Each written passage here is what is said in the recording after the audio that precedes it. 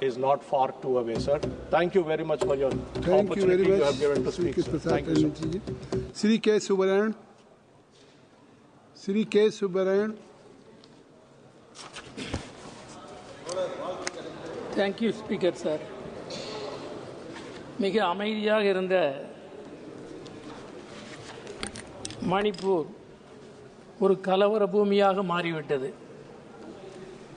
கலவர பூமியாக மாற்றுவதற்கு யார் காரணமாக இருந்தார்களோ அவர்கள்தான் அதற்கு தீர்வும் காண வேண்டும் என்பது இயல்பான நடைமுறையாகும். இரட்டை எஞ்சின் ஆட்சி எல்லா மாநிலங்களிலும் இருந்தால் வளர்ச்சியும் முன்னேற்றமும் ஏற்படும் என்று ஆட்சியாளர்கள் தெரிவித்து வந்தார்கள். ஆனால் இரட்டை எஞ்சின் ஆட்சி என்ன கதியில் இருக்கும் என்பதை இந்தியாவிற்கு அம்பலப்படுத்தி இருக்கிற மாநிலமாக மணிப்பூர் மாநிலம் இருப்பதை நான் நினைவுபடுத்த விரும்புகிறேன். இதற்கு காரணகர்த்தாக்கள் தீர்வு காண வேண்டும் என்ற முறையில் மணிப்பூரில் இரண்டு தரப்பு மக்களையும் இணக்கப்படுத்தி இணைக்கின்ற மிக முக்கியமான அரசியல் பொறுப்பு பிரதமரை சார்ந்ததாகும்.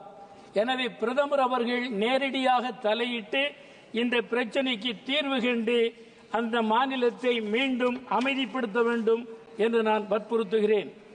அதேபோல் பட்ஜெட்டை பொறுத்தவரையிலும் இந்த சப்ளிமெண்டரி டிமாண்ட்ஸை பொறுத்தவரையிலும் மக்களை மறந்துவிட்ட ஆட்சியாளர்கள் தான் இவர்கள் என்பதை திரும்ப திரும்ப நினைவுபடுத்த வேண்டிய அவசியமும் தேவையும் இருக்கிறது. மக்கள் நலன் குறித்து எந்த ஒன்றும் இல்லை, கார்ப்பரேட் நலன் குறித்து மட்டும்தான் இருக்கிறது. நான் இங்கே வலியுறுத்த விரும்புகிறேன், அதாவது ஏழை மக்களுக்கும் இந்த மில்லியனர்களுக்கும் இடையில் இருக்கிற இடைவெளி அதிகம். இதை உணர்ந்து 70% கார்ப்பரேட் டாக்ஸ் போட வேண்டும் என்று நான் வற்புறுத்துகிறேன். அப்பொழுதுதான் அந்த இடைவெளி ஓரளவுக்காவது குறையும். அதை இந்த அரசு மேற்கொள்ள வேண்டும் என்று கேட்டுக்கொள்கிறேன். அதேபோல் இந்த புதிய பொருளாதார கொள்கை தொடக்கப்பட்ட 1991 இன்றைக்கு வரையிலும் MSMEs அதேபோல் விவசாயத்துறை இவற்றின் அன்றைய நிலை, அதனுடைய வளர்ச்சி போக்கு இன்றைய நிலையில் எந்த கதியில் இருக்கிறது என்பது குறித்து ஒரு X-ray report, white paper place பண்ண வேண்டும் என்று நான் வற்புறுத்துகிறேன். அதேபோல் தொழிலாளர்களை பொறுத்தவரையிலும் ஒப்பந்த கூலி முறை ஒழிக்கப்பட வேண்டும். நிரந்தர வேலைக்கு எதற்கு ஒப்பந்த கூலி முறை?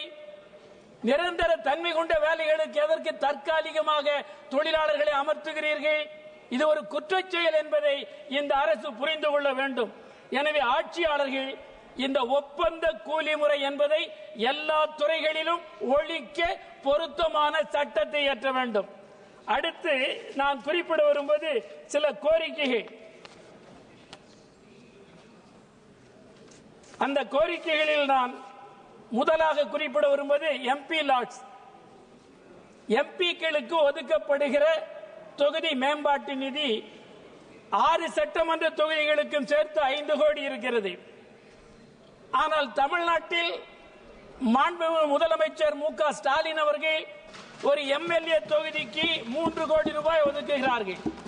ஒரு சட்டமன்ற தொகுதிக்கு 18 கோடி ரூபாய் ஒதுக்குகிறார் நாடாளுமன்ற தொகுதிக்கு. எனவே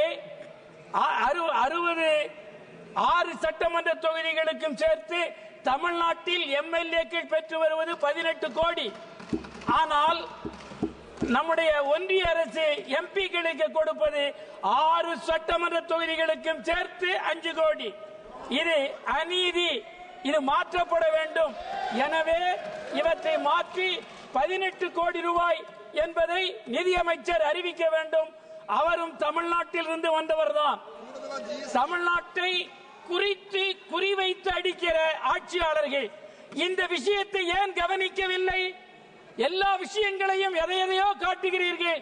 ஆனால் MPக்களுக்கு இழைக்கப்பட்டிருக்கிற அநீதியை இவர்கள் களைவார்களா என்பதை மாண்புமிகு நிதியமைச்சர் தன்னுடைய தொகுப்புரையிலே குறிப்பிட வேண்டும் என்பதை இங்கே தெரிவிக்க விரும்புகிறேன். அடுத்தது நான் குறிப்பிட விரும்புவது பழைய பென்ஷன் திட்டத்தை ஏற்க வேண்டும்.